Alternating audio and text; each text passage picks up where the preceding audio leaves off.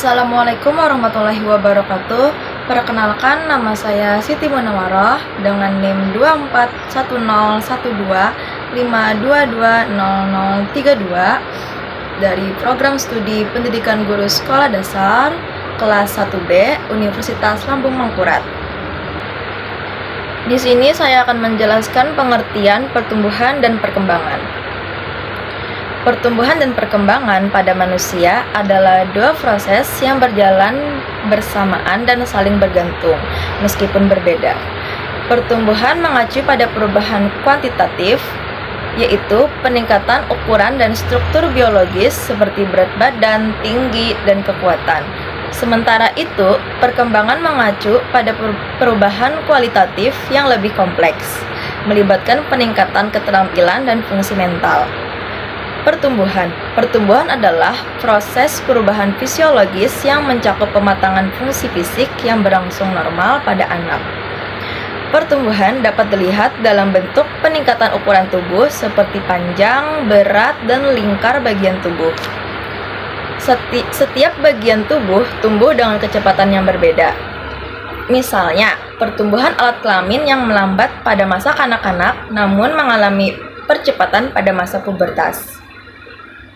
Faktor-faktor yang mempengaruhi pertumbuhan bisa bersifat internal seperti genetik atau eksternal seperti nutrisi dan lingkungan. Perkembangan manusia tidak hanya melibatkan pertumbuhan fisik, tetapi juga keterampilan mental, sosial, dan emosional. Seiring bertambahnya usia, anak-anak mengalami peningkatan kemampuan untuk berpikir, berinteraksi sosial, serta mengembangkan moral dan nilai-nilai. Anak-anak belajar beradaptasi dengan lingkungan sekitarnya, membangun keterampilan fisik, dan menjalankan peran sosial sesuai dengan jenis kelamin dan usia mereka. Faktor yang mempengaruhi pertumbuhan. Ada beberapa faktor yang mempengaruhi pertumbuhan anak, diantaranya faktor sebelum kelahiran, nutrisi ibu, infeksi atau paparan virus. Faktor saat kelahiran, komplikasi selama kelahiran seperti pendarahan pada kepala bayi. Faktor setelah lahir, infeksi atau cedera pada otak. Faktor fisiologis, kurangnya cinta kasih dari orang tua atau pengasuh. Masa kanak-kanak dan perkembangannya.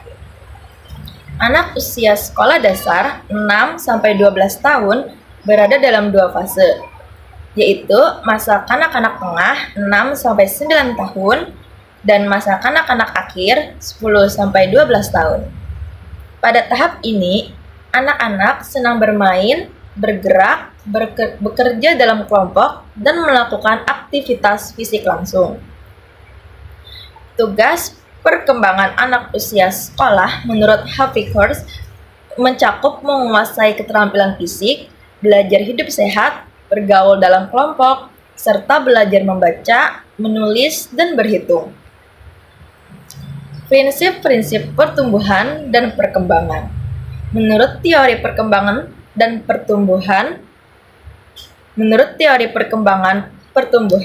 perkembangan manusia mengikuti prinsip-prinsip umum. Perubahan ukuran dan proporsi. Perubahan yang terjadi baik secara kuantitatif atau fisik maupun kualitatif atau mental. Olah pertumbuhan fisik mengikuti hukum kepalokaudal dari kepala ke kaki dan prosimodistal dari pusat tubuh keluar. Perkembangan individu. Setiap individu berkembang dengan cara dan kecepatannya masing-masing, tergantung pada faktor genetik dan lingkungan. Perkembangan individu. Setiap individu berkembang dengan cara dan kecepatannya masing-masing, tergantung pada faktor genetik dan lingkungan. Prinsip-prinsip tersebut menekankan bahwa perkembangan bersifat progresif, tidak mundur, dan setiap tahap perkembangan saling terkait dan mempengaruhi tahap berikutnya. Dalam upaya mencapai setiap tugas perkembangan tersebut, guru dituntut untuk memberikan bantuan berupa menciptakan lingkungan teman sebaya yang mengajarkan keterampilan, melaksanakan pembelajaran yang memberikan kesempatan kepada siswa untuk belajar bergaul dan bekerja dengan teman sebaya, mengembangkan kegiatan pembelajaran yang memberikan pengalaman langsung, dan melaksanakan pembelajaran yang dapat mengembangkan nilai-nilai sehingga siswa mampu menentukan pilihan yang stabil dan menjadi pegangan untuk dirinya sendiri. Kategori keterampilan akhir masa kanak-kanak. Keterampilan menolong diri sendiri. Anak yang lebih besar harus dapat makan, berpakaian, mandi, dan berdandan sendiri hampir secepat dan semahir orang dewasa, dan keterampilan tidak memerlukan perhatian sadar yang penting pada awal masa kanak-kanak. Keterampilan menolong orang lain. Keterampilan menolong kategori ini bertalian menolong orang lain, perilaku yang seharusnya telah dimiliki oleh anak-anak menjelang dewasa, menolong orang tanpa harus disuruh, dan memiliki inisiatif sendiri dalam melakukan sesuatu. Keterampilan sekolah. Di sekolah, anak mengembangkan berbagai keterampilan yang diperlukan untuk menulis, menggambar, menari, mewarnai, dan membuat pekerjaan tangan. Keterampilan bermain. Anak yang lebih besar belajar keterampilan seperti melempar dan menangkap bola. Perkembangan seorang anak akan sangat dipengaruhi oleh proses pematangan, yaitu terbukanya karakteristik yang secara potensial telah ada pada individu yang berasal dari warisan genetik individu. Misalnya, dalam fungsi filogenetik yaitu merangkak, duduk, kemudian berjalan. Adapun anti belajar adalah perkembangan yang berasal dari latihan dan usaha. Perkembangan peserta didik. Seluruh tubuh dari kepala ke kaki, ini berarti bahwa kemajuan dalam struktur dan fungsi pertama-tama terjadi di bagian kepala, badan, dan terakhir kaki. Hukum yang kedua yaitu prosimodistal, yaitu perkembangan dari yang dekat ke yang jauh. Kemampuan jari jemari seorang anak akan didahului oleh keterampilan lengan terlebih dahulu. Pola perkembangan mempunyai karakteristik yang dapat diramalkan. Karakteristik tertentu dalam perkembangan juga dapat diramalkan. Ini berlaku baik untuk perkembangan fisik maupun mental. Semua anak mengikuti pola perkembangan yang sama dari suatu tahap menuju tahap berikutnya. Bayi berdiri sebelum dapat berjalan, menggambar lingkaran sebelum dapat menggambar segi empat. Pola perkembangan ini tidak akan berubah sekalipun terdapat variasi individu dalam kecepatan perkembangan. Pada anak yang pandai dan tidak pandai akan mengikuti urutan perkembangan yang sama seperti anak yang memiliki kecerdasan rata-rata. Namun, ada perbedaan. Mereka yang pandai akan lebih cepat dalam perkembangannya dibandingkan dengan yang memiliki kecerdasan yang rata-rata. Adapun anak yang bodoh akan berkembang lebih lambat. Bidang yang mengalami kemajuan. Penambahan kosakata, pengucapan, pembentukan kalimat, dan kemajuan dalam pengertian. Kesimpulan dari penjelasan pertumbuhan dan perkembangan disimpulkan bahwa peserta didik mengalami proses perubahan secara jasmani dan rohani yang dipengaruhi oleh faktor internal dan eksternal.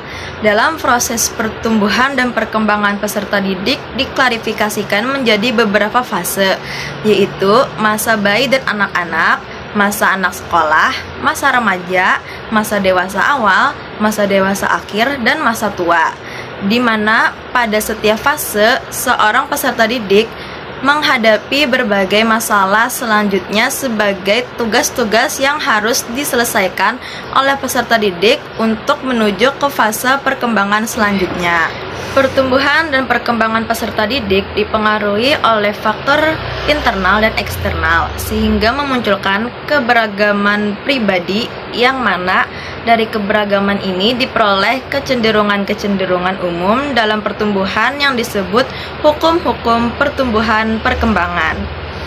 Pertumbuhan dan perkembangan diklarifikasikan menjadi beberapa fase, di mana fase yang paling rentan terhadap perubahan adalah pada masa remaja.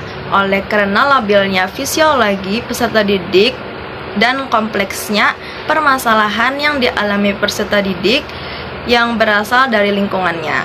Saran, sebagai pelaksana pendidikan, hendaknya kita memahami tentang pertumbuhan dan perkembangan yang dialami peserta didik agar proses pendidikan baik secara formal maupun non-formal dapat berjalan dengan lancar dan hasil yang diperoleh lebih optimal.